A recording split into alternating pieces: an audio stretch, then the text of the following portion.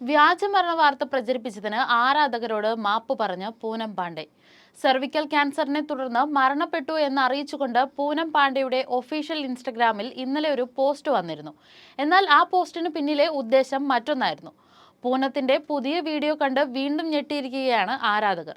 Post കണ്ട് വിഷമിച്ചവരോടും തന്റെ ആരാധകരോടും മാപ്പ് പറഞ്ഞുകൊണ്ടാണ് പൂനം പുതിയ വീഡിയോ ഷെയർ ചെയ്തിരിക്കുന്നത്.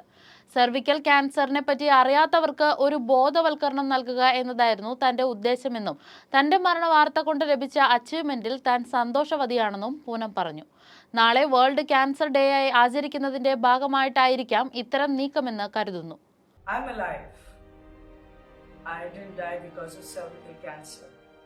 Unfortunately, I cannot say that about those hundreds and thousands of women who have lost their lives because of cervical cancer. It is not because they couldn't do anything about it, because they had no idea what to do.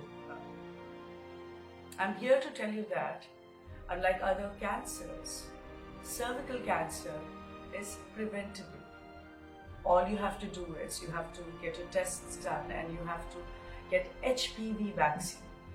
We can do all this and more to make sure there is no more life lost to this disease. Please log on to www.poonampandeisalive.com.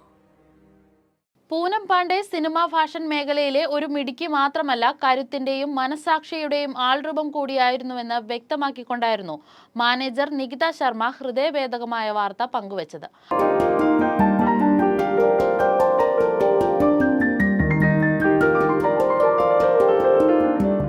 ആരാധകരടക്കം പോസ്റ്റിന് താഴെ വിഷമം പങ്കുവച്ചുകൊണ്ട് ഒട്ടനവധി പേർ പൂനം പാണ്ഡെയ്ക്ക് യാത്രാമൊഴികൾ അർപ്പിച്ചിരുന്നു. ഇപ്പോൾ പുറത്തുവന്ന വീഡിയോയിലും ഇത്രയ്ക്ക് വേണ്ടിയിരുന്നില്ല എന്നും എല്ലാവരെയും കബളിപ്പിക്കുകയായിരുന്നില്ലേ എന്നും കമന്റ് ചെയ്യുന്നവരും ഒട്ടനവധിയാണ്.